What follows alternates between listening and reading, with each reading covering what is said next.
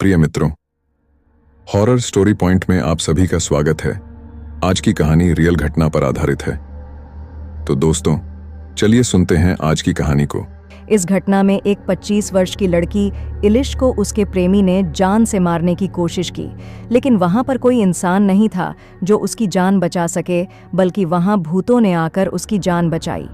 US के Texas में रहने वाली 25 वर्ष की अमेरिकन लड़की इलिश ने स्वयं वहां के एक टीवी शो में अपने साथ हुई इस भूत प्रेतों से संबंधित एक अजीबोगरीब घटना बताई कि किस प्रकार गुस्से में आकर उसके बॉयफ्रेंड ने उस पर 16 बार चाकुओं से वार किया, जिसके बाद टेक्सास की निवासी इलिश खून से लथपथ हो गई। इस प्रकार से बेरहमी से उस पर हमला होने के बाद उसकी जान बचने की कोई आशा नहीं थी, लेकिन अचानक वहां कुछ भूत आ गए और उसके बाद उन भूतों ने जो कुछ किया वह सचमुच अचंभे से भरा और आश्चर्यचकित कर देने वाला था। जिसके साथ यह घटना घटी, वह लड़की इलिश कहती है कि वह दिन मेरी जिंदगी का सबसे दुर्भाग्यशाली दिन था, जब मेरे ही बॉयफ्रेंड ने मुझे धोखा दिया और मुझ पर कातिलाना हमला कर दिया, और उसने अचानक 1-2 नहीं बल्कि 16 बार मेरे शरीर में चाकू घोंप दिए। मैं खून से लथपथ छटपटा कर वहीं जमीन पर गिर गई। मेरे बॉयफ्रेंड ने सोचा कि मैं इस दुनिया को छोड़कर जा चुकी हूं, और मेरी मौत के बारे में कंफर्म होते ही वह वहां से भाग निकला, लेकिन मेरी सांसें अभी भी चल रही थीं। कुछ आत्माएं घटनास्थल पर आ गईं और घायल होने के बाद मैं भयंकर दर्द से कराह रही थी और ऐसा लग रहा था कि मेरी मौत करीब है। लेकिन अपनी सहायता के लिए किसे बुलाती? वहां आस-पास कोई नहीं था। उस समय न जाने क्यों मुझे अपनी दादी की बार बार याद आ रही थी, जो मुझे बहुत प्यार करती थीं।